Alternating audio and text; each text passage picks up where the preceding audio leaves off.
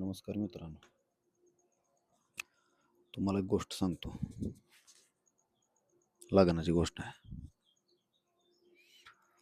माणूस लहानाचा मोठा झाला, वयात आला की फक्त एकच सुचते त्याला लग्नाचं. पण एक गोष्ट महत्त्वाची सांगतो, की माझं असं म्हणणं आहे, की ज्या व्यक्तीवर तुमचं प्रेम आहे त्याच्यासोबतच पुढचा संसार मांडा. एखाद्याला होतच ना आयुष्यभर कोणासोबत त्याचं ठीक आहे, त्याला नाही म्हणत नाही मी. परंतु ज्याचं आहे ना त्याने तर करा.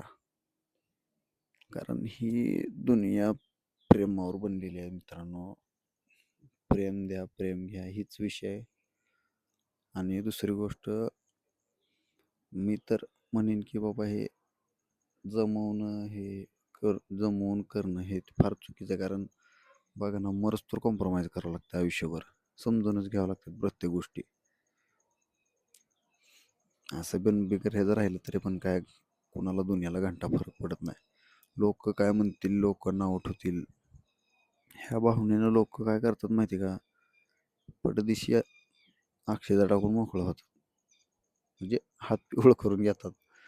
परंतु काय फरक पडत नाही कुणाला. असं पण मारा, तुम्ही कसं बी जागा, काही जागा, लोक काय म्हणतील या भावनेवर जगून तुम्ही तुमचं आयुष्य बरबाद करून घेऊ नका. अशी कित्येक उदाहरणं आहेत बाबा, की बाबा चुकीच्या माणसासोबत लग्न केलं म्हणजे कुठल्या एखाद्या स्त्रीला किंवा पुरुषाला मला चुकीचं म्हणायची गरज नाही, परंतु त्यांच्या त्यांच्या दृष्टिकोनातून बाबा त्यांना वाटतं की कधी ना कधी वाटणारच आहे की आपण चुकीच्या व्यक्तीसोबत लग्न केलं आणि आपलं आयुष्य बरबाद झालं. ह्याच्यापेक्षा बिनधास्त एकटं राहावा, एकटं मरून जावं हसत खेळत.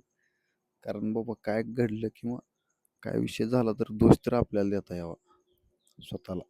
वा हां, माझी मस्ती होती, माझी मी जिरवून घेतली. म्हणजे सांगण्याचा उद्देश माझा वाईट नाही की बाबा जे आहे तसं जगा.